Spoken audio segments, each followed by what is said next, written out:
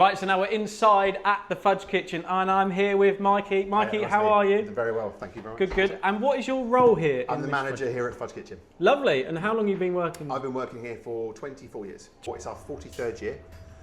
In Canterbury, it's our 38th year. We produce normally between about 5 to 10 batches a day, so that's up to about 600-700 slices a day on average.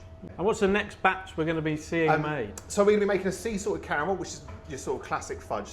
Fudge comes from hard toffee. Yeah. So it's just caramelised sugar, cream, water and salt. And we're going to take that to about 241 degrees Fahrenheit, pour it on the marble, let it cool for a while, then we're going to hand temper it, and that's how we get our consistency with our fudge. All right. So rather than that kind of crumbly, bitty fudge, it's a nice smooth fudge, hand worked on marble, which we use because it cools it evenly, gives us a bit more time to work it and make it that little bit smoother. All of our equipment's all shipped in, we've had it all shipped from the States, and it's the same marble we've been using now since day one. Yeah, it's great. Originally what they would do is they actually caramelise the sugar as the whole batch. Then they would drop the temperature with water, then reboil it up. Right. But what we actually do is we pre-caramelise the sugar, so we just add an amount to it to give it the same colour and flavour that you would get traditionally, and you take away the risk of it melting. Yeah, you must get quite hungry. After a while, you go like smell blind. Oh, really? Yeah. Honestly, it's just certain flavours. Like everybody was literally saying earlier on, the mint slowly started to disappear. However, we made pina colada earlier this morning, and I have not made that in such a long time that it smelled glorious. I think the record I've ever done is like 25 batches a day, which is a lot of fudge. 25 slabs in one day? 25 slabs, 60 slices per batch. So, crazy. And I sometimes can't even get out of bed in the morning, you know? Stir the fudge. We're good to go now, nice. so we're going to pour that back. Well, here it comes then. There we go. There we are. So that's 10 kilos of sugar, cream, water, salt and a homemade caramel. And that'll sit on the marble now for about 10-15 minutes. The kind of key thing here is we don't touch it too much or at all if possible, and we don't start it too early. If you start it too early, there's too much heat sort of retaining the fudge, it melts. And all of these bubbles that you can see on the surface, would they have disappeared by the time that you've now got to work on it? Yeah, so I mean, we don't. It's not necessarily like an aeration process thing. So yeah, they'll dissipate, they'll disappear. Yeah. Let's wait 10 minutes now for that to set. 1, 2, 3. So it's not quite there yet. So we tend to look where we pour. There are about 2 or 3 more minutes. We've got a couple more minutes now, and then the fudge is ready to start making into that lovely mound that you see in the window right there. Where we used the cool bars, it's actually formed a seal around the edge, so now we're at a point where we can actually take the bars away without the fudge actually just pouring straight onto the floor. Once we've debarred it, we'll take our shovel-like tool on the wall that we call a creamer, and we'll aerate it and work the fudge.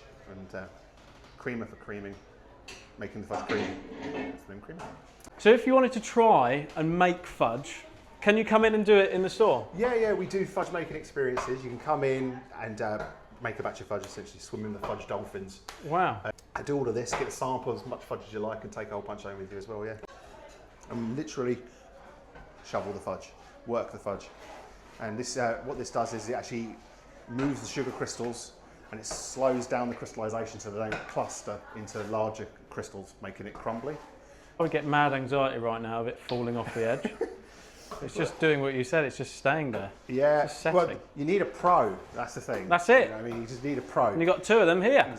So you can see you've got these like light streaks appearing through it, and that's just like little signs saying it's starting to like move on. And basically this process is kind of like a big game of chicken. Yeah. The more you work it, the smoother you get it, but if you overwork it, it ends up setting into like a big old mess. Yeah. So you just got to get to a certain point. And the colour you're aiming for is this one here, right? It's more like that. I mean, the thing is, because we obviously caramelise the sugar, we go to temperature, but colour can slightly vary anyway from batch to batch. Yeah. So it should be, because it's from the same batch, should end up being the same colour as that, yeah. Whoa, fudge slap! So you can see how much lighter in colour it's getting as well now. Yeah. Look at that. Yeah, so like before, we're still moving the fudge, keeping it kind of going. But obviously, as you can see, it's solidifying much quicker now. It's just trying to keep it nice and even, keep it tidy. It's all or nothing. Yeah. So basically, it's all hands off completely until it's hands on completely. Yeah. Yeah. And then once it's actually solidified, you have to slice it off straight away because the heat that the marble is actually pulled from the fudge starts to soften the base of the slices. Okay. So the fudge on the outside, as the air hits it, is solidifying, but the centre is essentially melting that down over time anyway. So how long does it take to get someone trained up to this sort of level of like making the fudge? So you can learn to make fudge over, you know, a few months, say, but to actually know what you're doing properly and to be able to like alter things and what I mean, it can take years until you really get it down properly. Yeah. And you've been obviously here for 24 years. 24 years there or thereabouts, yeah. Nice.